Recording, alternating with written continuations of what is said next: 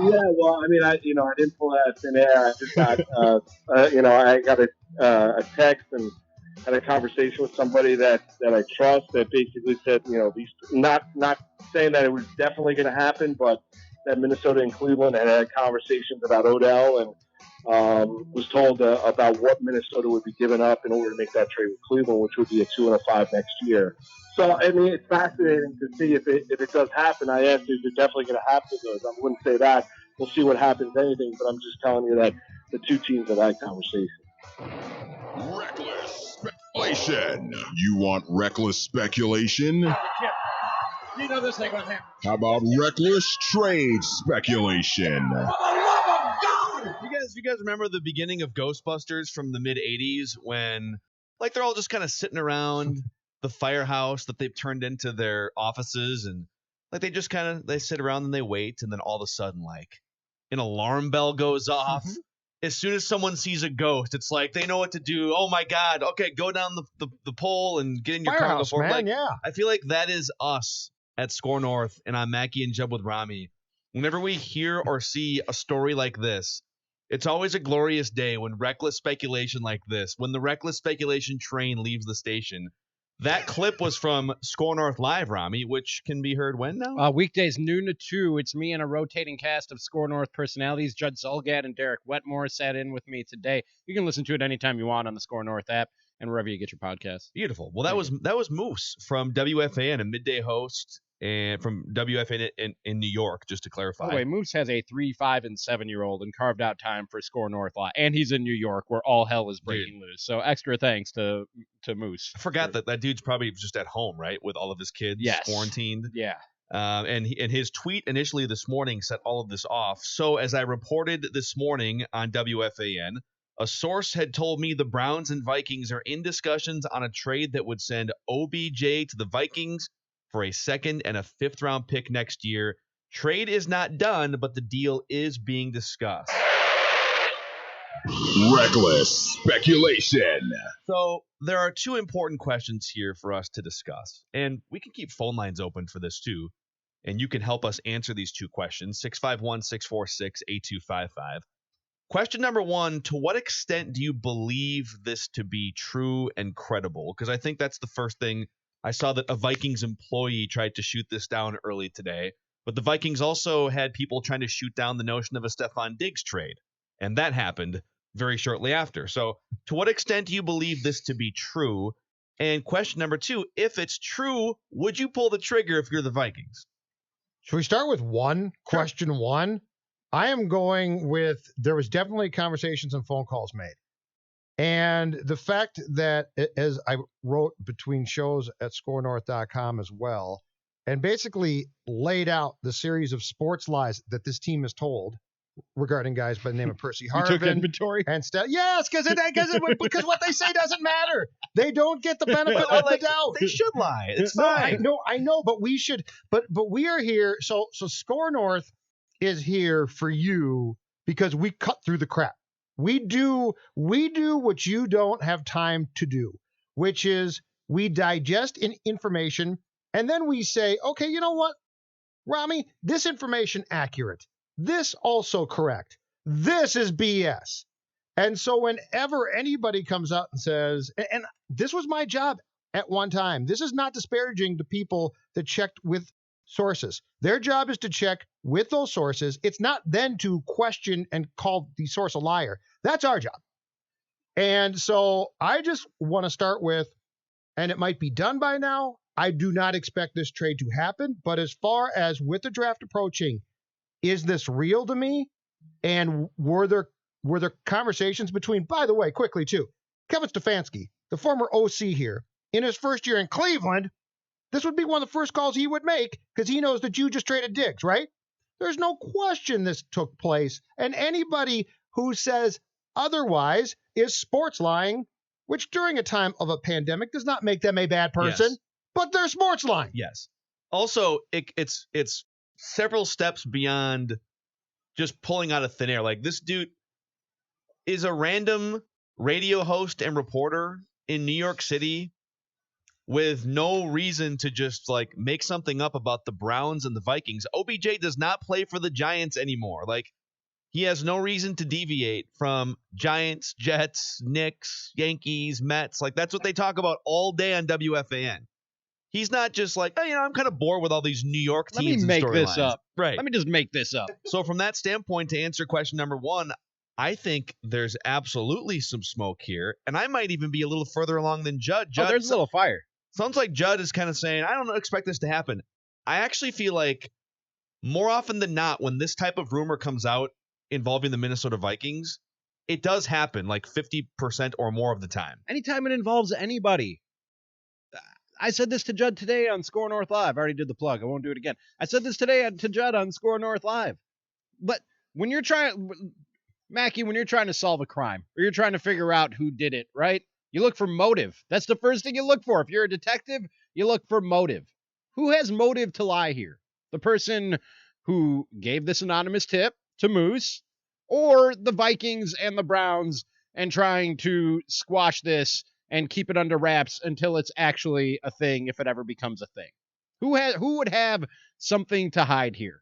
The person who put the trade out there, or the teams who don't want you knowing about the trade? Yeah. It's clearly the teams who don't want you knowing that they've been discussing this trade. It's obvious. And it all makes sense. You can put together a story here, right? OBJ clearly not thrilled about playing with Baker Mayfield. His numbers have gone down. And to this point, Odell has not been a huge distraction in Cleveland. Like, he got his 1,000 yards. Sort of was last year, though. It didn't go well. He was mostly quiet, though. Like, he didn't pout. Like, he played all 16 games. He didn't. He begged opposing teams to come get me. Okay, there was that. Like, there was that on the field. You want to trade for me? But for the most part, it's obvious that he doesn't want to play in Cleveland anymore, right? I think we can all agree there. It's obvious. And he was a good soldier for the most part, but he doesn't want to play in Cleveland anymore. The Vikings have BC Johnson as their number 2 wide receiver right now. So they're in the market, whether it's through the draft or free agency, for an upgrade at the number 2 wide receiver spot. Judd brought up the Kevin Stefanski connection. Like, piece it together and try to tell a story. And it all makes sense. So that brings us to question number 2. Would you pull the trigger? This is the reported, speculated compensation here, that the Vikings are in discussions to acquire Odell Beckham Jr. for a 2nd-round pick this year, as I understand the tweet here from Moose, and a 5th-round pick next year. Yep. And that means, if you want to just go over the net gain here, okay, in terms of, let's start with the picks first. Let's say that because the Vikings traded disgruntled Stephon Diggs for a 1st-round pick, a 5th, and a 6th, all in this year's draft, and then a 4th in next year's draft. So in terms of net gain, let's just say that next year's 4th and next year's 5th just cancel out. Let's just take those off the board here. Those cancel out.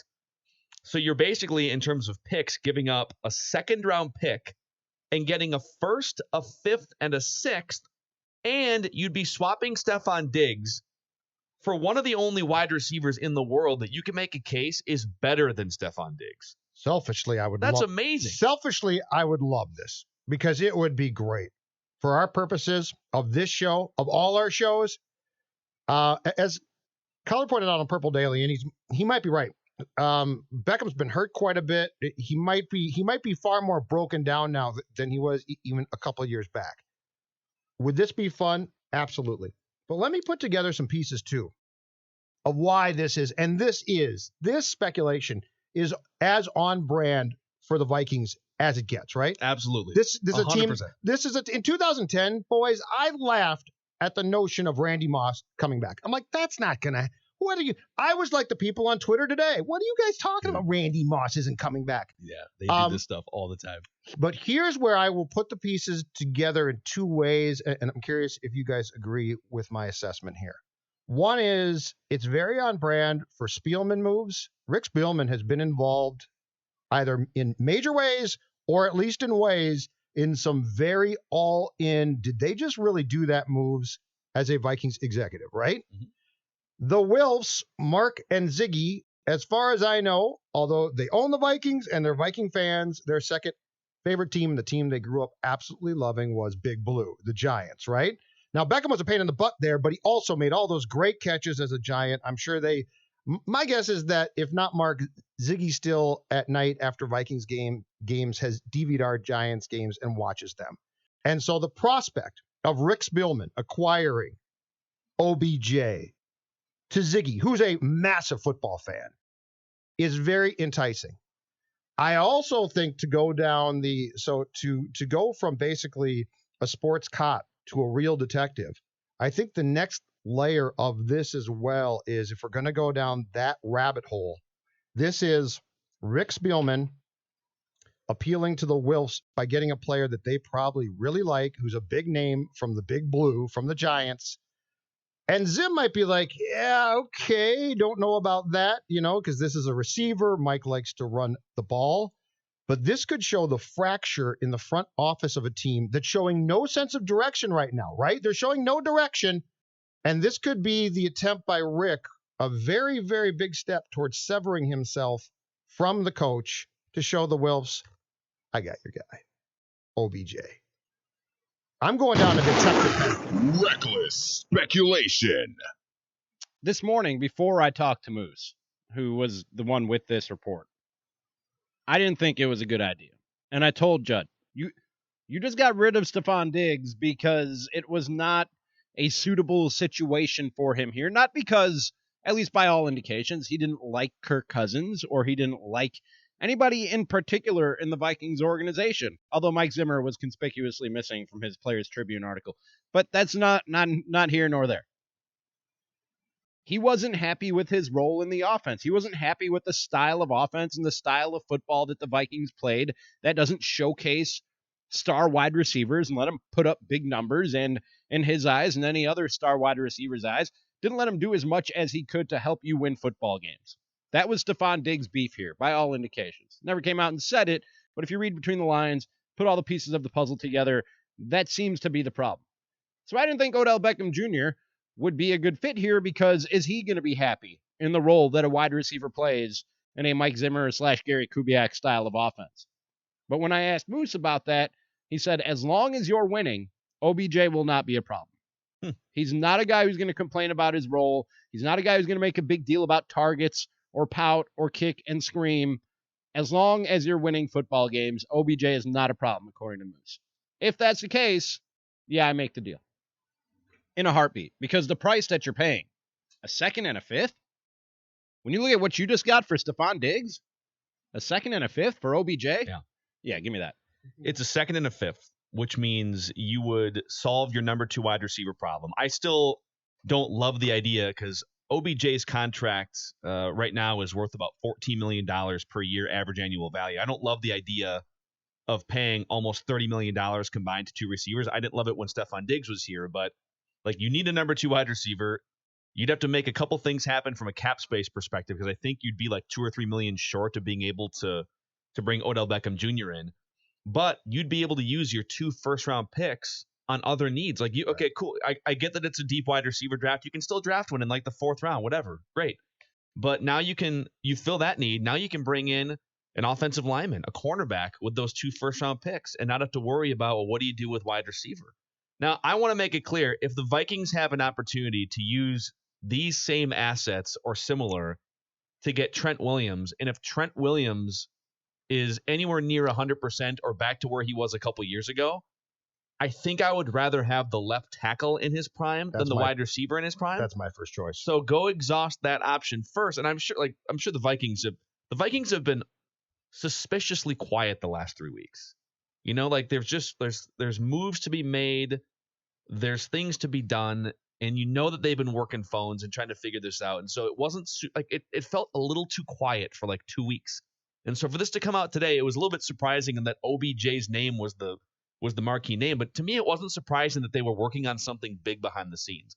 But if you've exhausted the Trent Williams option and your next step for offensive line is the draft, go get one of the best wide receivers in the NFL for a 2nd and a 5th round pick. This is, and by the way, if the talks have broken down for some reason and the price initially was 2nd and 5th round pick, would you guys be willing to give up more than a 2nd and a 5th round pick? Because I would. If I'm not giving up either of my first, my 22nd or 25th overall picks, I would upgrade that 5th round pick to something in this year's draft. If Here's I a can hang on to question. my first 2 picks in the draft and get OBJ, Why wouldn't this be the trade in which you do send Anthony Harris to Cleveland too, and get picks from them as well? Like, so picks go back and forth. OBJ so in you're this trade. basically swapping Harris for OBJ. Yes, because his salary has to go. You can't get OBJ and not trim substantial salary from your cap, right? Which means one of two things. Harris is traded, the franchise tender is taken off him, or you're going to restructure or release Riley Reef and draft a tackle to take his place, or restructure him and move him. So you could trade Harris to Cleveland, and there's been rumblings about that, right? You From a trade month Harris ago. to Cleveland, and I don't know how the pick swaps would work out, but the bulk of the trade is Harris to Cleveland, OBJ to the Vikings, and then I'll fill in the next gap. Antoine Winfield Jr. drafted by the Vikings late in the first round. Reckless speculation. Who says no? Come on. I got to get close to my mic again. I had to back up after that bit of I'd probably give one of those speculation. first round picks. I'd give up one of those first round picks to talk about OBJ. I'm not giving up a first round pick. Are you going to get a receiver in the first round who you know is a sure thing, will be Odell Beckham Jr. or better? No. Then make the trade for a first round pick. The problem is what's the mileage on Beckham? And I mean, he's only 27. And the question then comes back again, who cares about what here? Listen, if this is Spielman saying, no, I'm going to do this. I just traded Diggs. I got a good deal on Diggs. And Mike's like, yeah, but we love to run the ball. I'm run first Mike. And Rick says, I don't care. Is that what his name Well, is? he is. He's run first Mike. He is run first Mike. He's run first Mike. So if Rick comes back and says, Mike, If he was a rapper, he'd be run first Mike. For sure. I almost started, so I'm not going to do it. But anyway, we don't know who wants to do what. But if you don't believe that there have been conversations of some sort between Stefanski and his people and the Vikings, and you just believe it's non-starter. I believe I saw fake news. We all know that lots of times fake news is not fake news, boys. I don't know what you're talking about, John. Just saying. A lot of people like to use that term now, and it's often done out of I defensiveness. thought all the news was fake news. Yeah, exactly right. Everybody in the media. Some people would like. Some people who have ranches in Kentucky would like you to believe it's not real, but it is a lot of times. Yeah, I mean, this is not just made up out of thin air, as Moose from WFAN said earlier today. But I just, by the way, have been making a list here during the segment. If you're wondering, like, would the Vikings really do something this splashy? I mean, would they do something like this? This is just off the top of my head, a partial list of splash moves the Vikings have made in the last 10 years alone. Okay. All right. Yep. They brought Brett Favre in from Green Bay and the Jets. Paid him $1 million a game. Enough said. That you don't need to go any further. Spielman involved in that. Yeah, keep going. They brought Brett Favre in. Yep. They brought Randy Moss back in 2010 Spielman after agreeing to a deal to bring Vincent Jackson in from the Chargers, who at the time was one of the best wide receivers in the NFL. Yes, sir. Donovan McNabb was the starting quarterback here at one point. Now, Donovan wasn't in his prime like OBJ, but that was a splash move. Going back a little further, they traded multiple picks for Jared Allen, who was one of the best pass rushers in the NFL. 2008. Super splashy move. Correct. They signed Kirk Cousins in free agency. Yep. For $30 million a year. And what's the common denominator of every deal you're going down? Rick Spielman was involved in all of them. Dude, Rick loves to puff his chest. Rick's the one who told Brad, I got a chance to trade for Moss. And Rick is also the guy who basically brokered and did a lot of work on the Jared Allen trade, which, by the way, turned out to be a great trade. Yeah. It was a great, and the Vikings gave up a haul to get him. But you know what? It gave them the dominant pass rushing right end that team needed so badly at the time. So, yeah. They also traded Stephon Diggs like 4 weeks ago. They also and they also said when it came to Percy Harvin and Stephon Diggs, essentially in both cases, we have no intention of trading said player, and then turned around and traded them. And that's the funny thing to me. How many people are in my timeline or in the Score North timeline? I have that up because I'm on TweetDeck going, guys, somebody within the Browns already said that this is false. This is not happening. How do you not remember a month ago, 1 month ago, the Vikings saying we're not trading Stephon Diggs? A month ago. You forgot that already? How did you forget that already? And how do you not know by this stage in your life However, like if you're 15 or 16 or older, that sports teams lie all the time, all the time. This happens almost every day in the sports world. Somebody's lying about some rumor that's out there about them or their team. How is anybody who listens to us not grasping that or don't remember that? It blows my mind. There is no reason, or the rumors or whatever you're talking about, to anticipate that Stephon Diggs is not going to be a Minnesota Viking. What? What? Did he lie? Did I just hear a lie, guys? He didn't get traded, right? The fans told me he's not going to be traded. Amazing. I feel like there's truth to all rumors.